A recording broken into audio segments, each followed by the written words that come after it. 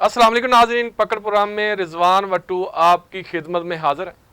नाज़रीन, आज हम बात करेंगे एक तो मौसमी तब्दीली पे, इसके अलावा हुकूमती जो तब्दीलियाँ हैं वो रूनुमा हो रही हैं बड़ी स्पीड से और बहुत सी पेशेनगोई की जा रही हैं।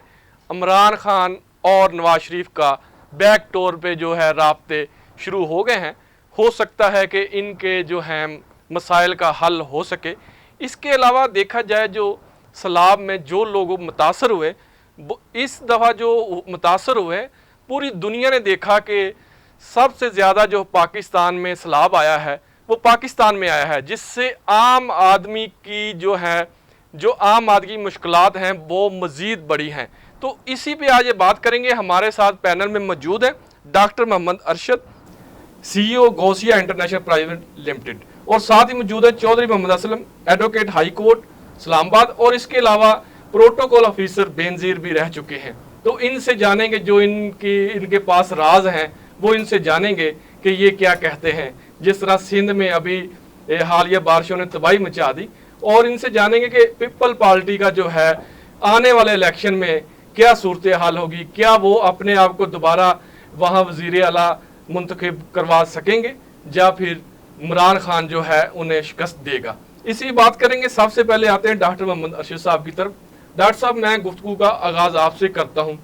जिस तरह हालिया बारिशों ने पाकिस्तान में तबाही मचाई है, तो जिस तरह ताजरों ने, मुख्तलिफ अदारों ने, मुख्तलिफ NGO ने सबसे पहले सपोर्ट के लिए वहाँ पहुँची, उन्होंने कहा कि हमारे मुसलमान भाई हैं आज मुश्किल में हैं, तो वो सबसे पहले वो पहुँची जो हुकूमत की तरफ से रिलीफ नहीं पहुँचा और वो लोग पहुँचे। इस पर आप क्या कहते हैं?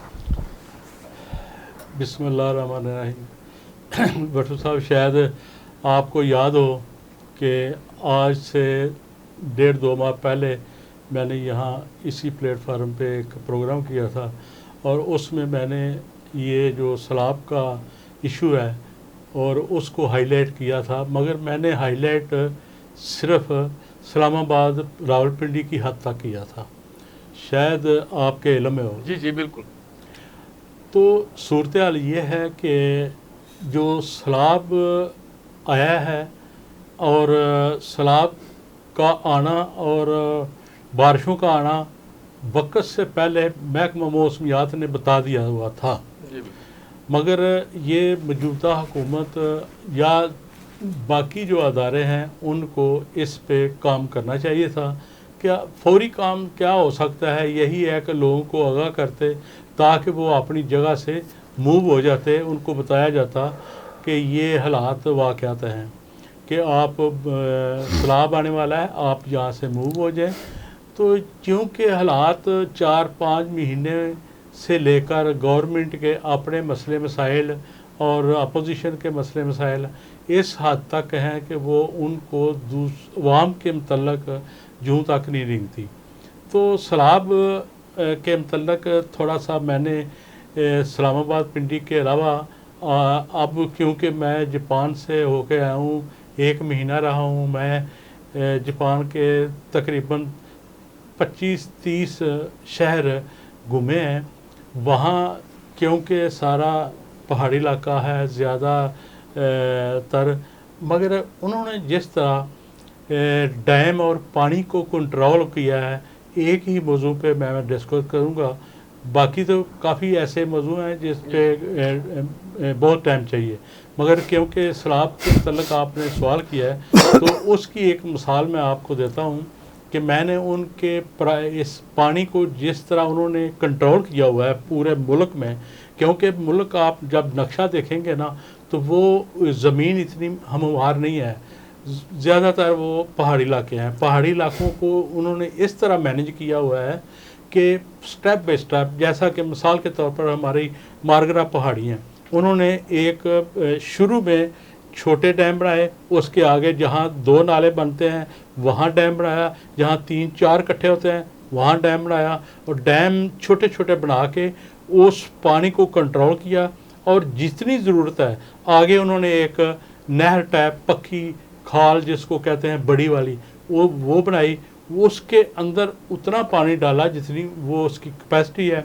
वो फिर खाल मुख्तलिफ ज़मीनों से होती हुई जाती है, ज़मीन से होती हुई नाले की तरफ चली जाती है। जो जितना पानी उनको एक्वायर होता है डैमों में सेव करते हैं, आहिस्ता आहिस्ता वो आगे जो पानी है वो उसको नाले की नज़र कर देते हैं। वो ना होने के बराबर होता है, वो कंट्रोल किया होता है। मगर हर ज़मींदार को उन्होंने पानी जितनी उसकी ज़रूरत है उसके मुताबिक हर के खाल पक्के बने हुए हैं, रोडें बनी हुई हैं, कोई प्रॉब्लम नहीं है। ज़मींदार को इस हद तक गवर्नमेंट अकोमोडेट करती है कि ज़मींदार अपनी मर्ज़ी से फसल किसी किस्म की नहीं वो बेच सकता। जब तक गवर्नमेंट एक अदारा बना हुआ है वो अप्रूवल देता है कि ये हमें हमारी ज़रूरत है, इस वक्त ये आपने काश्त करनी है। और अगर फ़र्ज़ करें वो काश्त नहीं करवाते तो ज़मींदार को उतना मुआवजा दे देते हैं, गवर्नमेंट देती है कि आपने हमारे कहने पे ये काम नहीं किया, आपकी ये इतनी आमदन थी, ये आप हमसे गवर्नमेंट पैसे देते हैं। डॉक्टर साहब आपने बहुत अच्छे जो राय आपने सामने रखी। चौधरी साहब मैं आपकी तरफ आता हूँ। आप एक मंजे हुए जो हैं जिसे कहते हैं कि एडवोकेट भी हैं और प्रोटोकॉल ऑफिसर भी हैं, और आपने जो बेनज़ीर के साथ रहे और बड़ी गहरी नज़र रखते हैं। मैं ये हालिया जो सूरत हाल है सैलाब की, इसी भी बात करूँगा। क्या समझते नहीं कि हमारी जो हुकूमतें हैं अरसा दराज से यहाँ हुकूमत कर रही हैं, उनको अवाम में जाना चाहिए था? वहाँ बच्चे हैं, यकीन करें रोना आता है कि वो बच्चे जो हैं वो एक खाली जो बर्तन है उसको वो देख के वो अपना कर रहे, तो बंदे को रोना आता है कि यार मैं पहुँच जाऊँ वहाँ, उनकी हेल्प के लिए पहुँच जाऊँ। आम आदमी को ये होता है कि ये हमारे हुक्मरान जो अपनी सियासत में लगे उन्होंने मसाइल हल करने की कोशिश नहीं की। इस पे आप क्या कहते हैं? नहीं, इसमें यह है कि देखना होगा कि जिन लीडरों ने कोशिश की कि ये चीज़ जो आप कहते हैं उसको देख के वो बच्चा करता है कि ये ख़त्म हो, उनका हशर क्या हुआ। सबसे पहले मैं भुट्टो का नाम लूँगा। उसने एक नारा लगाया, रोटी कपड़ा मकान। 70 से पहले की कौम और 70 से बाद की कौम बहुत फ़र्क पड़ा। लोग लाखों बाहर गए, लोगों ने यहाँ पे इन्वेस्टमेंट की, बहुत कुछ मिला लोगों को, लेकिन उसका हशर क्या हुआ। उसके बाद बीबी आई, बीबी ने अपनी ट्राई की, कोशिश की, करती रही, लेकिन आज तक किसी ने ये नहीं पूछा कि कालाबाग डैम था एक 76 में, उसकी फिजिबिलिटी बनी, आज भी फाइल पड़ी हुई है वहाँ पे। उसके बाद वर्ल्ड बैंक ने कर्जा दिया, मशीनरी आ गई, बिल्डिंगें बन गई। 1 जनवरी 1977 को वो शुरू हो गया बनना। 5 जुलाई मार्शल आया, उसी दिन वो बंद हुआ। आज तक किसी ने नहीं बताया लोगों को कि यार ये हुआ था यहाँ पे और ये क्यों हुआ था, क्यों नहीं किसी ने पूछा कि वो डैम क्यों बंद किया गया। अगर आज वो डैम होता तो ये जितनी मुश्किलें हमारे लिए वो बिल्कुल ना होती, बिजली वाली भी और पानी का भी कंट्रोल होता। उसके बाद फिर ज़िया-उल हक ने ऐसी बातें की कि नौशहरा डूब जाएगा, कहीं सिंध बैरन हो जाएगा, कहीं बलूचिस्तान रह जाएगा। वो आज भी लड़ाई जारी है, लेकिन वो भी एक सिंधी था, उसकी अक्ल थी कि ये बहुत ज़रूरी है मुल्क के लिए, उसने शुरू किया। उसके बाद सैंड का एक बहुत बड़ा प्रोजेक्ट है जहाँ सोना है, चांदी है, वो भी 77 में वो भी बंद हुआ। 74 में वो किसी ने जियोलॉजिस्ट गया वहाँ, उसने कहा, उसके बाद काम शुरू हुआ, वो भी 77 5 जुलाई को वो भी बंद हुआ। डोडक है वो भी बंद हुआ। ये दो तो हमने 89 में शुरू किए, 94 में जाके हमने उनके दोनों के इफ्तिताह किए, वहाँ तक पहुँचे। और मुझे भी था, मेरी भी खुशी है कि मैं उस दिन वो बीबी के साथ था, मैं एडवाइज़र था मिनिस्ट्री पेट्रोलियम में, तो मैं भी उसके साथ था वहाँ जब हम इफ्तिताह कर रहे थे। और कितने लोग बलूचिस्तान के खुश थे कि हमें बहुत कुछ मिलेगा, उसका क्या बेचारी का हशर किया इन्होंने। चौधरी साहब जो कालाबाग डैम है, मैं इसी पे आपकी राय 30 सेकंड के लेता हूँ।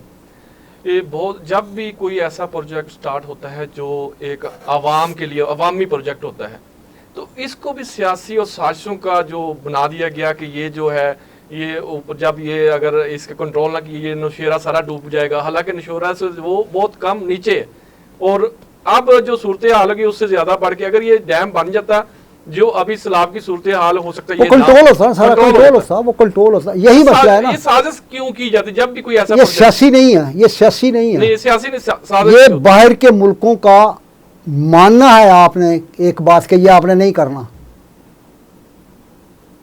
जी 11 साल रहने के लिए ज़रूरी था कि इस किस्म की चीज़ें मानी जाएं। हम क्यों नहीं बहुत सारी बातें मानते हैं। ऐसे ही परवेज़ मुशर्रफ के दौर में बहुत कुछ पहले हुआ जो बंद किया गया, उसके बाद फिर शुरू हुआ, फिर वैसे ही चल रहा है सारा सिस्टम। कोई नहीं पूछता कि यार ये तो आप लोगों ने क्यों किया, ना कोई जज पूछता है, ना कोई और पूछता है, ना कोई और बात करता है, किसी का सारे डरे हुए जी हैं जी। बिला अच्छा, वजह। डॉक्टर साहब मैं आपकी तरफ आता हूँ। डैम की बात की जाती है, जिस वक्त ये बारिशें शुरू हुई तो पहाड़ियों से जो पानी की स्पीड थी 350 किलोमीटर की हिसाब से रफ्तार थी। वो एक तो वहां से जो है एक बारिश जो उसका सैलाब कम था, जो पहाड़ियों से पानी आ रहा था उसकी रफ्तार ज्यादा थी। देखिए ये इससे 2010 में भी ऐसा एक सैलाब आया। क्या वो जो पहाड़ियों का पानी उसे कंट्रोल करना भी आसान था? उसके लिए एक छोटा डैम बना दिया जाता, आवाम को सूरत मिल जाती और ये इतने बड़े गांव जो सैलाब ज़्यादा ना होते। इस पे आप क्या कहते हैं? मैं चौधरी असलम साहब की बात को सेकंड करता जी, हूँ। आप भी उस पर काफ़ी डिस्कस की है कालाबाग डैम के से मेरी अपनी ज़ाती राय भी है और पब्लिक की भी है कि कालाबाग डैम बनना चाहिए। जी जी। कालाबाग डैम बनने से पहले पीछे उसको कंट्रोल करने के लिए 20 डैम और बनने चाहिए, जो पहाड़ी इलाके से पानी कालाबाग डैम तक पहुंचेगा। 20-25 जितने भी ज़रूरत हो वो बनने चाहिए। उसके बाद कालाबाग डैम बनना चाहिए। कालाबाग डैम बनने के बाद आगे नहरें जो हैं कम से कम वहाँ 5-7 नहरें आप गुजारें, बलूचिस्तान को जाएं, सिंध को जाएं, मुख्तलिफ इलाके ज़मीन को ज़रखेज़ करेंगी और काश्तकार भी खुश होंगे, पानी मिलेगा। जैसा कि चौधरी साहब ने बताया ना, गोजरे में इनको एहसास है, इनको पता है, इनके गांव, इनके शहर, हर गांव में इलाका देखा है गोजरा, उधर इतनी ज़मीन ज़रखेज़ है। उसकी रीज़न ही यही है कि वहाँ नहर का पानी जाता है और हर फसल होती है। जब नहर का पानी ज़मीन में दाखिल होता है तो वो समझें सबसे पहली और अच्छी खाद भी है और ज़मीन के लिए एक नया मैसेज लेके आती है और वो बहुत अच्छी वहाँ फसल होती है। तो ये कालाबाग डैम से पहले 25 डैम बनने चाहिए, पानी का कंट्रोल हो पहाड़ी इलाके की हद तक। फिर उसके बाद कालाबाग डैम बनना चाहिए। उसके बाद उससे अलावा आगे नहरें निकालनी चाहिए। देखें, आपको शायद आपने ना देखा हो, मैं चूँकि सियालकोट का रहने वाला हूँ, मुझे पता है हेड मराले में उन्होंने जो हेड मराला है वो इतना उन्होंने पानी सेव किया हुआ है। अगर वो ना होता तो पूरा पंजाब, सियालकोट, डस्का, गुजरांवाला, शुभ सारा ये पट्टी पानी होती। मगर उस डैम का इतना फ़ायदा है कि आप तसव्वुर नहीं कर सकते कि उसमें नहरें भी 2 निकलती हैं, आगे फिर मुख्तलिफ नाले और ज़मीनों को पानी जाता है। इसी तरह वहाँ दरिया चनाब और झेलम निकलता है, वो उसको भी देखें, एक दरिया को भी कंट्रोल, उसका भी एक तरीक़ाकार होना चाहिए। मैं तो ये कहता हूँ कि उसकी डायरेक्शन बना के जो हमारे गांव इधर उधर भट्ठे बन रहे हैं उनको छोड़ें, इसके अंदर एक उनको जगह दे दें और सीमेंट का इस्तेमाल करें और वहाँ से टाइल तैयार करके बाहर जाएं। और दूसरा वो रेत भी इस्तेमाल होगी और ईंट भी मिल जाएगी और उसकी डायरेक्शन भी सही हो जाएगी समुद्र की और नहरों की, जिसको बलसवाई कहते हैं, वो भी हो जाएगी।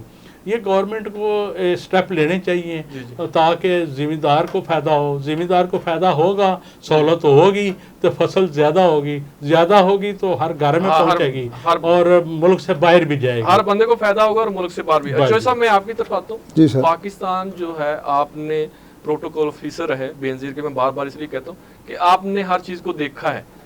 पूरे पाकिस्तान में नहरी निज़ाम जो है कर्नल ड्रिंक ने इसको मुतारफ करवाया था और जो पंजाब में ये हर नहरी निज़ाम हर जगह तक पानी पहुंचाता बिल्कुल है। तो क्या आप समझते नहीं कि इस सिस्टम को जो अंग्रेजों ने कर दिया वो हो गया, उसके बाद किसी हुक्मरान ने इस पे तवज्जो नहीं दी? मैंने वही अर्ज किया ना कि जिसने कोशिश की ना, जी उसको सफ़ा हस्ती से मिटा दिया गया। अब खारान है, एक ज़िला है, बहुत तेल है वहाँ पे, लेकिन निकाल नहीं सकते। क्यों? कि जी वहाँ न्यूक्लियर है। 3-3.5 साल हम कोशिश करते रहे, प्राइम मिनिस्टर भी और मिनिस्ट्री पेट्रोलियम भी। उनका नहीं जी, वो हमने कहा OGDC गवर्नमेंट का महकमा है, नहीं निकल सकता, क्या करेंगे आप। और बलोचिस्तान में बहुत कुछ है, सो एंड सो कि जब हम इफ्तार करके खाना खा रहे थे तो वहाँ एक बूढ़ा सा बंदा आया, उसने कहा जी जब आप आ रहे थे वहाँ से तफ्तान से बाई रोड, तो रास्ते में लाइन एक देखी होगी आपने, वो राइट को मुड़ती है, वहाँ इतना लोहा है जिसका आप सोच नहीं सकते। रेलवे लाइन बिछी हुई है, काम शुरू था। पहली ट्रेन जब मार्शल लगा 77 का, तो पहली ट्रेन पहुंची वहाँ पे जो पिपरी स्टील मिल है।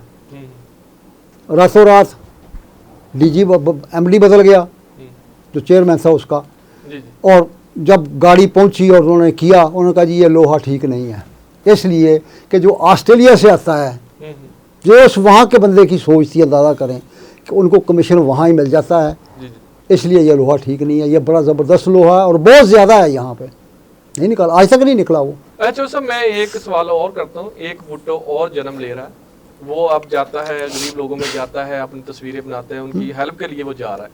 क्या आप समझते नहीं जो जरदारी या बिलावल है, उस तरह उनकी रसाई नहीं उन लोगों तक, वो लोग भी पुकार रहे हैं कि हमारी हेल्प करो, हमारी हेल्प करो। इतने अरसे से आपकी ये है वजीर आला की हुकूमत है, पीपल पार्टी है, तो इनके मसाइल क्यों नहीं हल हो सके? नहीं, उसमें एक आप देखें ज़रा कि जो वहाँ का चीफ मिनिस्टर है वो जगह जगह जा रहा है, और उसमें जो चेयरमैन पार्टी का है ये खुद भी गया है, जैसे वो फिर रहा है वैसे ये भी पानी में फिर रहा है। मतलब ये नहीं है कि ये नहीं गया वो गया, वो अपनी जगह गया है, ये अपनी जगह गया है। चीफ मिनिस्टर भी बहुत फिरा है, मिनिस्टर भी फिर रहे हैं, काम हो रहा है, लेकिन कई दफ़ा उनको इग्नोर किया जाता है, बाकी आगे चीज़ें कर दी जाती हैं। ये भी यहाँ प्रॉब्लम है बहुत सारे, ये प्रॉब्लम है कि लोगों को दिखाया ना जाए कि कौन क्या कर रहा है, यही कर रहे हैं, यही कर रहे हैं, यही कर रहे हैं, बाकी कोई नहीं है। ये भी एक प्रॉब्लम है यहाँ पे। ओपन करें इसको, अब छोड़ दें एक दूसरे के खिलाफ बातें करना। ये काम ऐसा है कि सब मिल के करें, फिर पता लगेगा, काम हो भी जाएगा और सब ठीक भी। अच्छा चौधरी साहब, क्या आप समझते हैं कि सब रहनुमाओं ने, ये जो शहबाज शरीफ है उसने कहा कि अब ये सियासत का टाइम नहीं, सियासत से आप बाहर निकलें, आप इस अफलाही काम करें। आप देखें ना, इमरान खान ने जलसों पे जोर दिया हुआ है, अवाम की तरफ वो इतनी तवज्जो नहीं जितना वो अपने जलसों की वो नहीं। उस वहाँ भी एक वजह है, जो सही सियासतदान है वो समझता है कि मैंने कहाँ टच करना है। ये जितने बैठे हुए हैं गवर्नमेंट में, उनको पता है कि हम इनके पास जाएंगे तो कल वोट मिलेगा। वो किसी और तरफ उसको निकाल दिया गया है, जो किसी ने कहा वो शुरू हो गया। ठीक है, इसलिए बजाय इसके कि फ़ायदा हो उसके जलसों का, वो नुकसान होगा। या तो जलसा ऐसा करे कि वहाँ अरबों रुपया इकट्ठा हो, वो जाके उनको दे, वो नहीं है फ़लाँ बुरा है, फ़लाँ अच्छा है, फ़लाँ मैं सब कुछ हूँ, बाकी कोई भी कुछ नहीं है। और यार कोई यहाँ अच्छा नहीं है, सारे ही हैं, बुरे हैं तो सारे बुरे हैं, अच्छे हैं तो सारे बुरे हैं। छोड़ो इन बातों को, उनकी खिदमत करो, जो डूब रहे हैं उनको दो जो दे सकते हो। वो नहीं है, सोच ही नहीं है, जिधर लगाया लग गए। डॉक्टर साहब, मैं आपकी तरफ आता हूँ। चौधरी साहब एक बहुत अच्छी मालूमात दे रहे हैं। बात यह है कि डैम की हम बात करते हैं, जिस तरह इतने अरसे में हम कोई कम ही डैम बना सकें, और आप देखें हम कहते हैं कि इंडिया की बात ना करें, इंडिया कहाँ का पहुँच गया, चाइना किधर पहुँच गया। अब यह है कि जो हमें अब मज़ीद जो हमारी जो फसल तबाह हो गई है, अब उसके लिए हमारी गवर्नमेंट को क्या काम करना चाहिए कि वो आम आदमी की महंगाई और मसाइल में कमी हो? सर इससे पहले एक सेकंड सर, जवाब देने से मैं एक बात आपको करना, मैं भूल ना जाऊँ, सच्ची बात है। जी। बीबी 99 में बाहर चली गई, 2002 के बाद जब यहाँ गवर्नमेंट ना बन सकी, पार्टी टूटी बीच में से, वो गई पीकिंग यूनिवर्सिटी।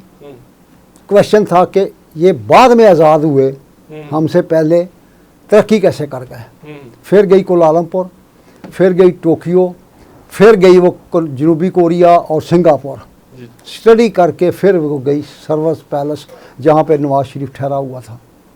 बैठ के उन्होंने तय किया। उसके बाद 2006 में आपके सामने फिर COD हुआ, लेकिन 27 दिसंबर 2007 को अगर नवाज शरीफ भी अपनी गाड़ी में होता तो वो भी नहीं था। पहला हमला उस पर हुआ था। बीबी की आधी तकरीर आगे जा चुकी थी, आधे से जब पता चला, एक मैसेज चला एसएसपी के हमारे साथ था सिक्योरिटी का कि नवाज शरीफ हमला हुआ है, वो बच गया है, इसलिए कि वो गाड़ी में नहीं था, क्योंकि उसके बंदे मारने वालों के साथ अटैच नहीं थे, वो कोई निकाल के ले गया उसको। बीबी के बंदे मिले हुए थे, इसलिए बीबी नहीं बची। उन्होंने कहा कि हमारे पूछे बगैर सुलह आपने कैसे कर ली है? पाकिस्तान तरक्की क्या करेगा जहां ये बातें हों? क्या करेंगे आप? चलें जी, आप जवाब दें। सॉरी सर, आपको डॉक्टर साहब मैं आपकी तरफ आता हूँ, मैंने भूल जाना था ये बात, जिस तरह बड़ी अहम मैं थी। कह रहा था कि डैम और आम आदमी की जो मसाइल हल करने के लिए, क्योंकि ये अब नुकसान तो हो गया, आने वाले टाइम में हमें क्या ऐसा काम करना चाहिए कि इस सैलाब से बचा जा सके? इसका बुनियादी तौर से आप देखें ना, इंडिया जो है ना उसके तकरीबन -3000 के करीब डैम है जी, और जापान का देखें तो 3000 प्लस है, 3,300 के लगभग है जी डैम। और इसी तरह जितने भी तरक्की याफ्ता मुल्क हैं उनके डैम 3+ ही में हैं। तो हमारे मुल्क में मेरा ख्याल है कोई 200 से ज़्यादा नहीं होंगे, ना होने के बराबर है। तो मेरा तो यही राय है कि जिस तरह इस्लामाबाद में की मिसाल दी थी, वहाँ छोटे छोटे डैम बने, हर कोने कुदरे में छोटे छोटे डैम बने, सारे गवर्नमेंट नहीं बना सकती तो कंपनियों को हायर दे दें, वो कंपनियाँ बना लेंगी, अपने ऊपर नाम लिख लेंगी एडवर्टाइज़ के लिए।